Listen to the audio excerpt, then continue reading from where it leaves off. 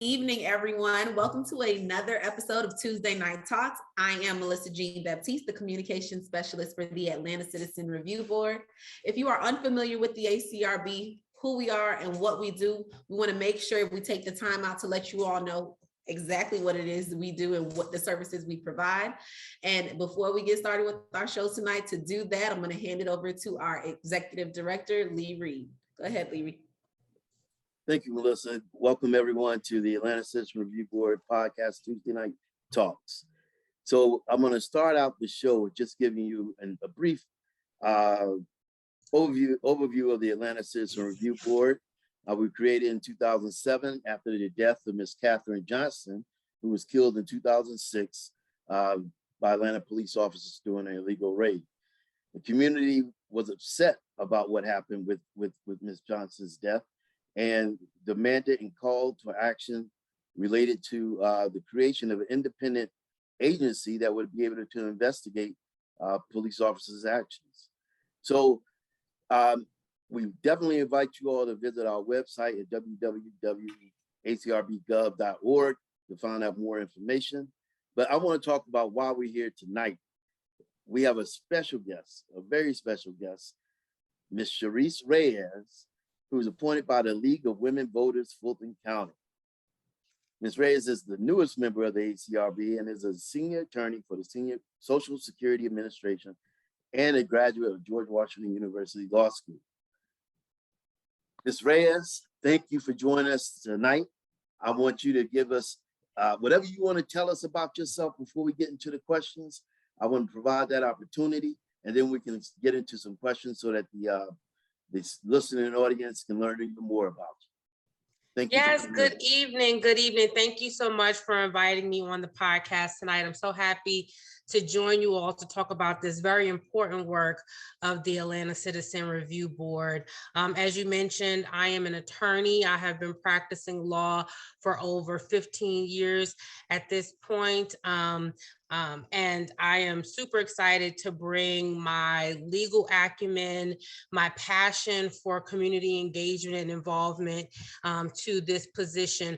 I was very excited when the League of Women Voters, Atlanta-Fulton County, reached out to me and asked me if I would serve in this role, because as you know, one of the former chairs of the ACRB, CC Houston, had just come off of the board, and I know that those were going to be some really big shoes to fill, but I had an opportunity to speak with her, to speak with Nicola Hines, who's the current president of the League of Women Voters, Atlanta-Fulton County, and then I did my research to learn more about the board and the work of the board. But I didn't have to do much research, because actually joining this board has been on my vision board for a number of years. So it was a perfect opportunity that presented itself when Nicola Hines reached out to me and asked me if I would be interested. And so why am I interested? It's because I have a demonstrated passion in civic engagement and social action work, particularly in the Atlanta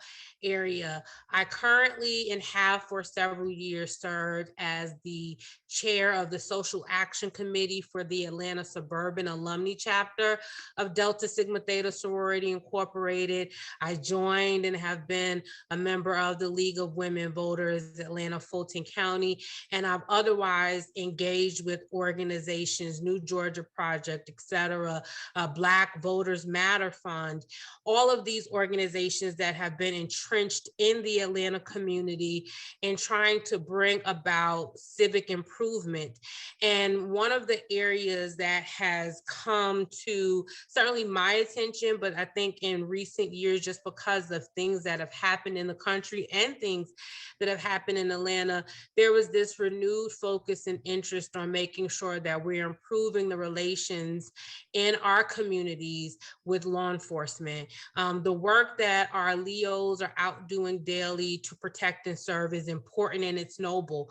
But we all know that when there are those few bad apples, their action spoils the bunch and spoils the perception of the reputation of the bunch. And so in order to truly improve those community relations so that our law enforcement can go in and do the important work that they need to do, we know we needed to restore trust in our communities. And so much of restoring trust to me is transparency in the process when citizens do encounter issues with law enforcement, that they know that there is a process in place where there's proper oversight, where there's going to be transparency in the investigatory process.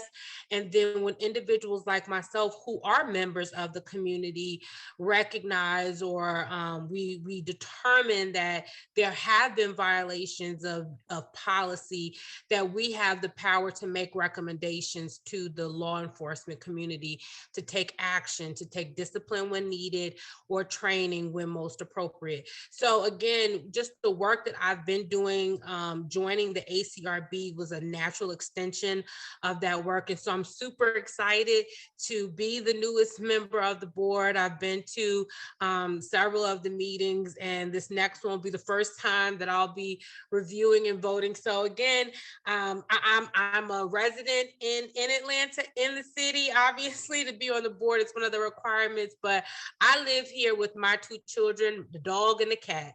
And so I need our communities to be safe for my family, your families, all of our families. And so I believe wholeheartedly in it's not enough to just continue to talk, but we have to, as the kids would say, we have to talk it like we walk it, right? Walk it like we talk it. So I'm walking it like I talk it. And that's why I joined the ACRB. We're so happy to have you. Well, you know, gotta call you, excuse me, I'm sorry. Gonna call you Sharese for this board member, Reyes. I'm gonna use Sharese. Like we've known each other for years, although we're gonna get to that point. But you know, you mentioned something when you were talking earlier. Vision boards. I'm a big believer in vision boards, and they definitely put it before you and manifest a certain type of energy towards what you want to accomplish, the goal and things. And so when I heard you mention that, I was like, okay, all right, that's good stuff.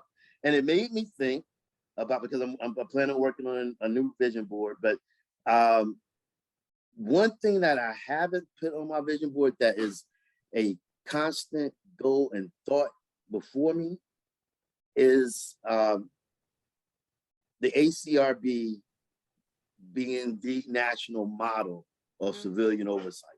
You know, I mean, it's in my head every day, but I don't have a visual of it in the form of being on a vision board. So I'm glad you mentioned that, because that's something I'm like, yeah, I need to add that to my vision board. So that's good stuff. That is good stuff. You know, you're giving him more ideas. What's that now?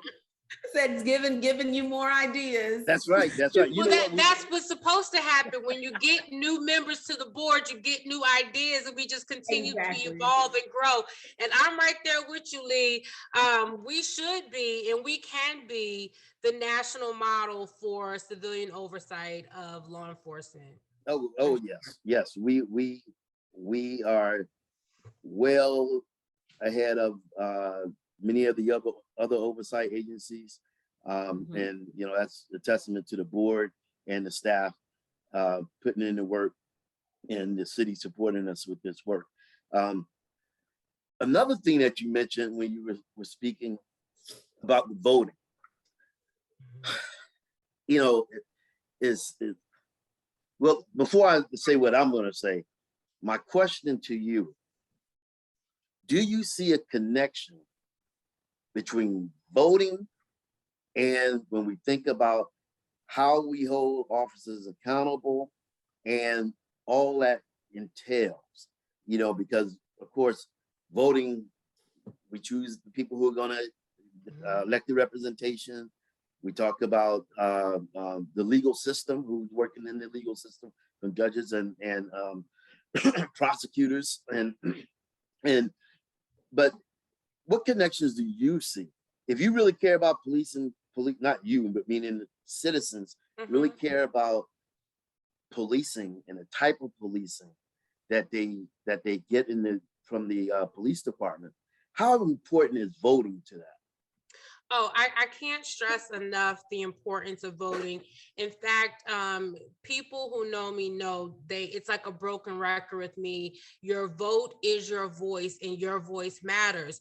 And when it comes to important issues in our communities, whether it's the over policing of Black and brown communities, whether it's the type of policing that happens in Black and brown communities, or just whether it's how we interact with law enforcement generally in our communities, it all goes back to voting. In fact, you made an excellent point.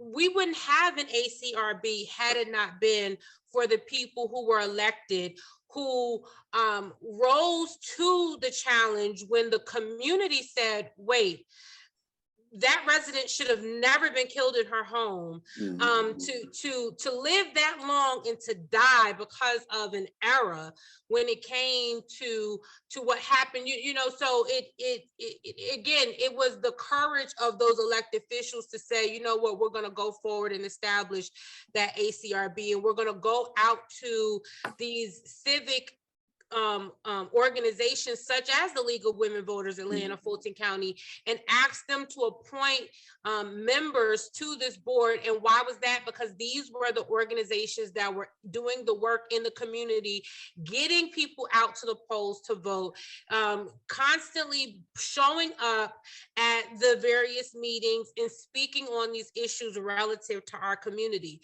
And so voting is in my opinion, quite frankly, it's the very start of civic engagement. And then you move progressively to somebody like myself joining the ACRB, and that's a higher calling of civic engagement that not everyone can do, and not everyone can do it at every time. But voting, we all can do. Our ancestors fought for the right to vote. And as we know, in the state of Georgia, and I'm gonna try my best to stay nonpartisan here, but in the state of Georgia, the right to vote has been challenged. Things are more challenging now in 2022 than they were in 2020 when it comes to access to the ballot and making sure that we're getting people out there.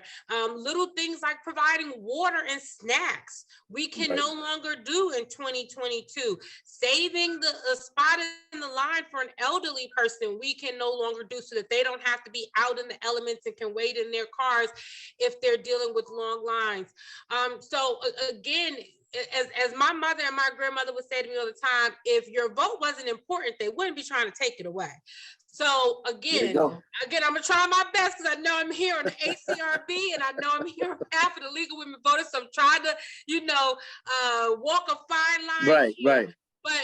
But yes, voting is the very least of what we can do to make sure we have a voice in what's going on in our community. And if we want to see true improvement, because it's not enough to just sit around and complain, we need solutions. And so if you want to be a part of the solution, at the very least, you need to be a part of picking the people who are at the table to create and bring about your solution. So voting is the very least we can do when we are concerned about issues such as the policing in our communities and how our communities are interacting with law enforcement. Thank you, Sharese. As you were explaining that, I thought about one of the challenges that we see with voting and with officer misconduct. Sometimes citizens get apathetic about, nothing's going to change. It's just going to be like this, and so I've just got to figure out a way to deal with it, right? We see that with policing, with our work, because when we go out to the community, sometimes people are like, well, yeah, if I file a complaint, you're not going to find in my favor. You're not going to, what's the point? And then you hear that when you're talking to people about voting. Yeah, my guy's not going to win, so why should I vote? Right? So seeing how you have this connection with League of Women Voters and now with the Atlanta Citizen Review Board, what type of message can we deliver that's that can address this apathy that so many people have when we're talking about issues that affect them every day? And if you don't be involved in it, you're not going to be able to get the change that you want. I mean, I don't know how do we get that message across? So I think two key things to addressing apathy. One is education, and then one is action.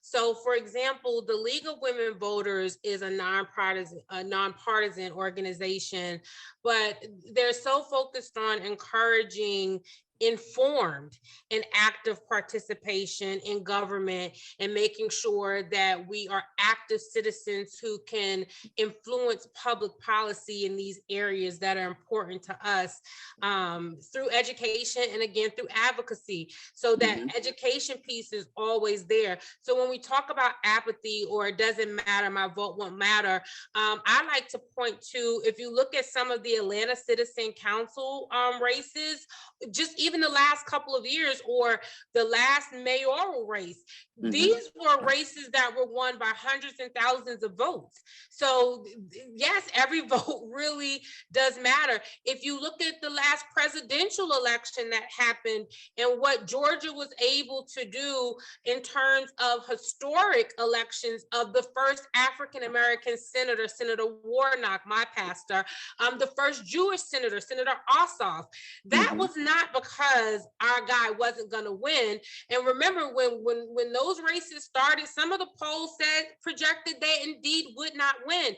If we had not been able to combat the apathy and get record turnout to the polls, then the outcomes might have been very different. And that's not an endorsement of either of those candidates, but I'm just speaking in terms of addressing this point that you're making about apathy, right? We have to combat apathy with facts and education and information, so you have informed voters, informed citizens, and then you have to follow up that education with action. So if I only see you in my neighborhood when you need my vote, then guess what? You're not going to get me engaged in thinking that you're going to do anything different, because particularly just coming through or still in a pandemic, but we, thankfully I'm knocking on wood. Hopefully we're through the worst of the pandemic. There were people who were laid off, people who were facing homelessness before people stepped in with the various bans against moving people out of their homes and evicting people from their homes. There were people whose benefits were no longer enough to feed the family. I know my grocery budget exploded with teenagers in my home. And I think about the people who are not as fortunate to have the resources and access to the resources that I did. So when Black Voters Matter Fund came in and was distributing food to voters, and they had the collard green events where you could go get a box of food, a box of groceries, but then you could also register to vote. Guess what they did? Through their action, they demonstrated in those communities that we're not just here for your vote, we're here because we care about you. So when you have credibility in those communities, you can then come in and talk to them about, no, go ahead and file that complaint if you have been unfairly treated by a member of law enforcement. And then back to the education piece. If you look at the meeting minutes of the ACRB meetings, if you attend our open meetings, so the public, we invite you to come and see what we're doing. You'll see that it's not true, it's not factually accurate that the law enforcement always gets away with doing whatever they want to do in our community. You'll see the cases where the allegations are substantiated. You'll see the board vetting those complaints and going through and determining what an appropriate recommendation will be for discipline if warranted and retraining if warranted. You'll see that, as you pointed out, the excellent work being done by the staff of the ACRB, the investigators of the ACRB, who are looking into these cases on behalf of the public. So again, education and action. It's factually inaccurate that your vote doesn't matter. It's factually inaccurate that if you file a complaint against a law enforcement officer, that their word is always going to win the day, because the ACRB is not court. We're not in court. We have different procedures and in some instances, different standards. We're talking about the preponderance of the evidence versus when you're in court, you're talking about typically on the criminal side, beyond a reasonable doubt. So I just encourage anyone listening to this podcast or talking to members of the public just to continue to educate them and then invite them to come see the good work that we're doing on that board. And then I think that's how you're able to combat apathy in our communities on some of these issues. Thank you, Sharese. I mean, very well stated. I want to hit on one point that you had mentioned about the being present in the community. You know, a couple of years ago, well, I started here in 2012, and one of my missions was to increase our community outreach, being everywhere, being in the community so people could see us. And that's especially that direct contact, right? Our thought is they have to know us to use, they have to know us to trust us to use us, right? Agreed. So we definitely push for that. A few years ago, we acquired 2 vehicles that are wrapped with our information, and they're colorful with our ACRB colors and everything. And the staff drives those vehicles around every week. You know, they have to put in a certain number of miles every week, hitting different communities so people can see it. If they have a question, they can ask about it, take the number down, call us or whatever. Because I firmly believe, as you said, you know, just coming in one time and saying, hey, look, we're here, use us, we're gonna save the day. That's not enough. You know, I don't know you. I know the police because I see them, right? So I'm definitely with that. And that's what we have been working to do a lot of, and we're going to continue to do more of it. I'm always coming up with different ideas about community outreach. So, I mean, that's my thing.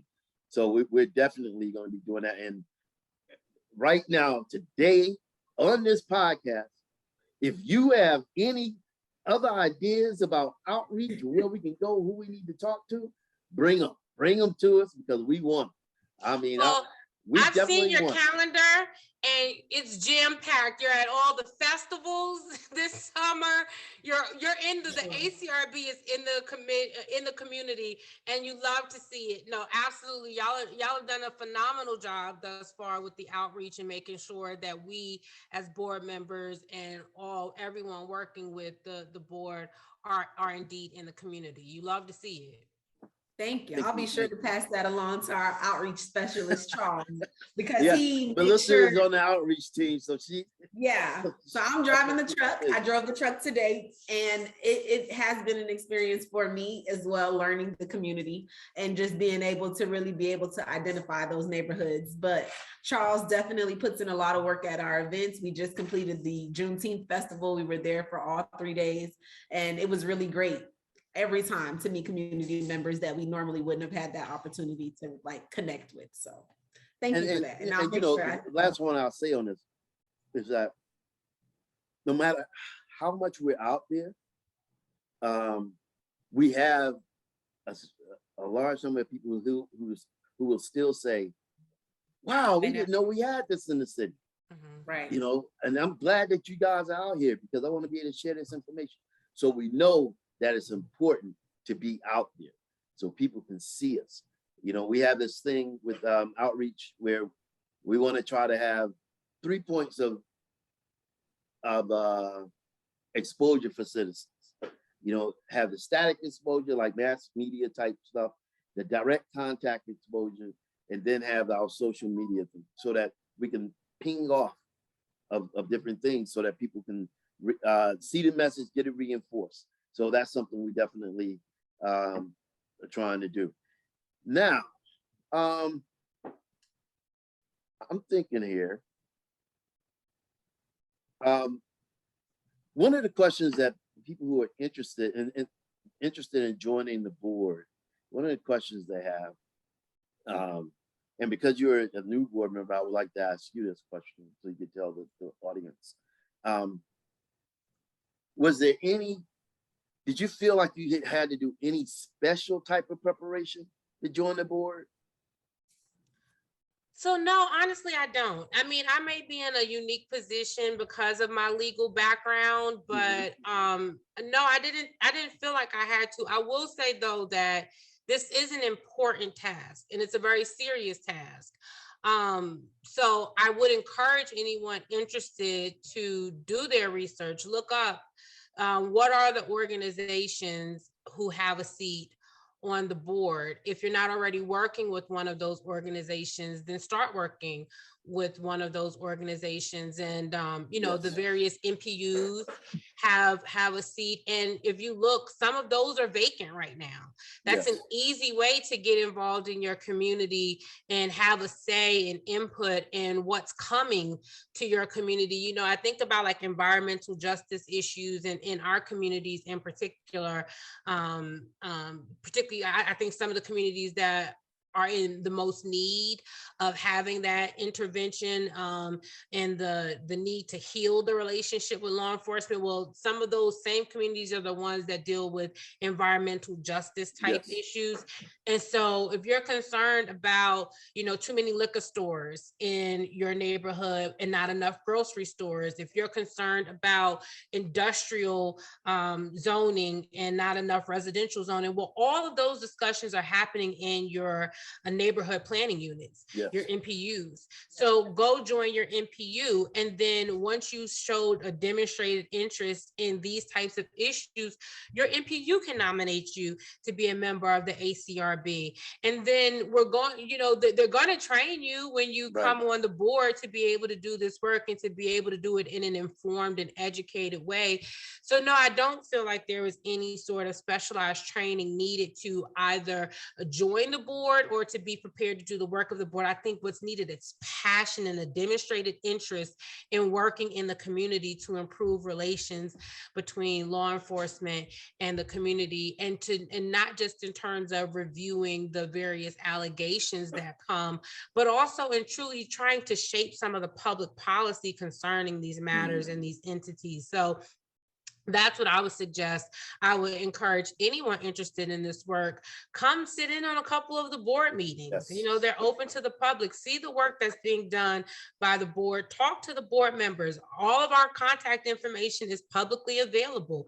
Reach out, send an email if you have questions about the work and preparing to do the work on the board. So I would encourage anyone. Dr. King says all the time, we can't all be extraordinary, but we can all serve, and in serving, we are doing extraordinary work. So, that's right. That's how I would answer that question. Okay.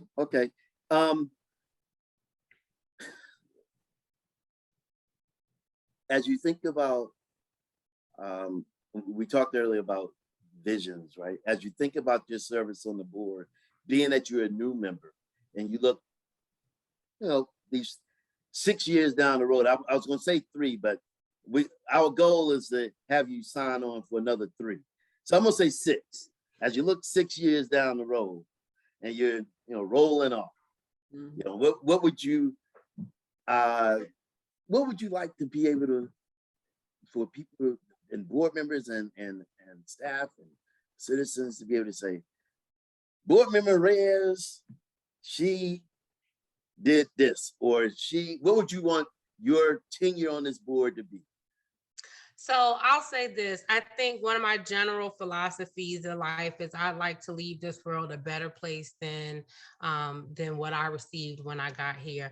And I look at my service in the same way. So if I'm going to sign up and work with an organization, I want to leave it in a better place than when I got here, which is hard to do when you're talking about the ACRB, because the ACRB is already in such a good place. But as you talked about earlier, adding to your vision board, really setting the standard to be the national standard for citizen oversight of law enforcement in the community. I want my legacy to be partnering with you to get us to being that national standard. I know that, again, there's a lot of really good work being done, so I wouldn't want to diminish any of the good work that is already being done, but I believe you can always take a fresh look at things and sometimes do things better. We know that there was a little bit of a backlog, right? Through no fault of the ACRB, we're sending over recommendations, but there was a little bit of a backlog in terms of the police response to our recommendations. And so if we can work on a process, maybe a more electronic process that would provide transparency immediately to the public, so the public can see ACRB sent it over on January 1.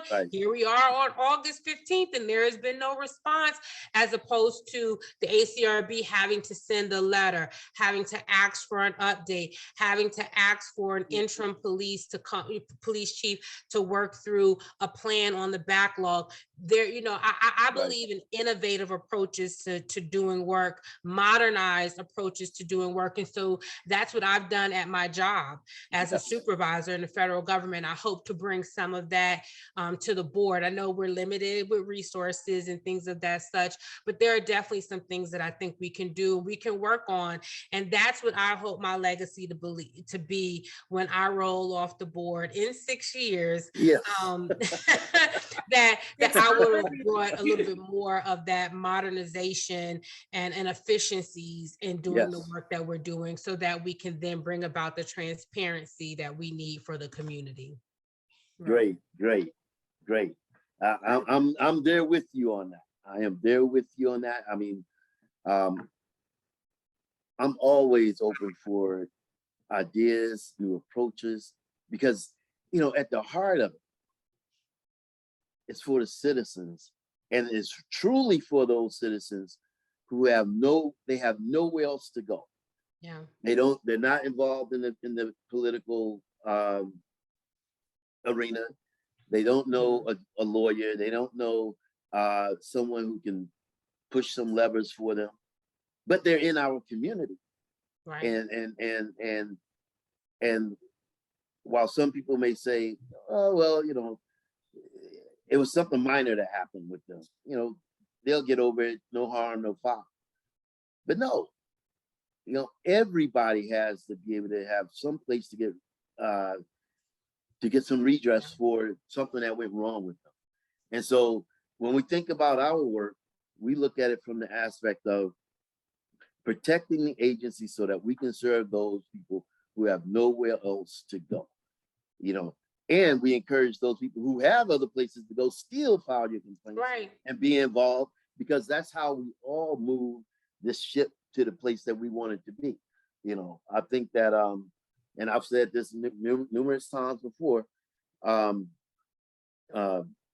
we're in a good position here in Atlanta to be that national model, to be able to show the rest of the country how you improve relationships between citizens and officers, and that's what we will be doing.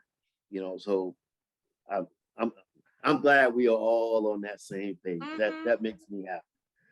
Public service is a public trust, and we have to be good stewards and keepers of that trust for the public. I'm right there with you and agree with you 100%. That's right. Melissa, did you have any questions? I know we're running up on the time, and I want to be very respectful of Sharese's time that she has given us tonight. Do you have any questions? I didn't have any additional questions. I'm super excited to have you on the board, Ms. Reyes. just listening to you speak today, just now in this quick second, it sounds like you've already been on the board for I know, a year right? plus.